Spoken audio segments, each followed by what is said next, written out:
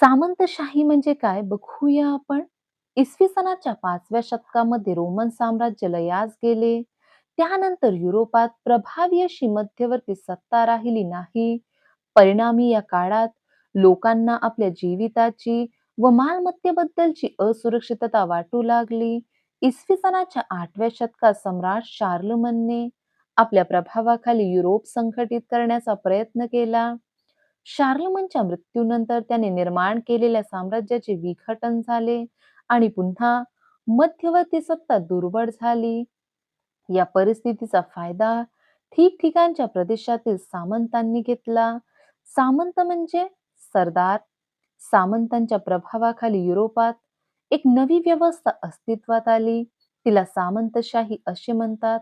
बघा, या पॅरेग्राफ मध्ये काय सांगत आहे. 5व्या शतकामध्ये रोमन साम्राज्य लयास गेले. लयास म्हणजे काय? नष्ट झाले. 5व्या शतकामध्ये रोमन साम्राज्य नष्ट झाले. त्यानंतर काय झालं? युरोपात प्रभावी अशी मध्यवर्ती सत्ता राहिली नव्हती आणि याचा परिणाम म्हणून काय झाला? तर लोकांना आपल्या जीविताची व मालमत्तेबद्दलची असुरक्षितता वाटू लागली. त्यानंतर 8व्या शतकामध्ये शार्लमन नावाचा सम्राट याने आपल्या प्रभावाखाली युरोप संघटित करण्याचा प्रयत्न केला. बघा, 8व्या शतकात सम्राट शार्लमनने आपल्या प्रभावाखाली युरोप संघटित करण्याचा प्रयत्न केला. पण शार्लमनच्या मृत्यूनंतर त्याने निर्माण केलेल्या साम्राज्याचे विघटन झाले आणि पुन्हा मध्यवर्ती सत्ता दुर्बळ झाली. या परिस्थितीचा फायदा ठिकठिकाणच्या प्रदेशातील सामंतांनी घेतला.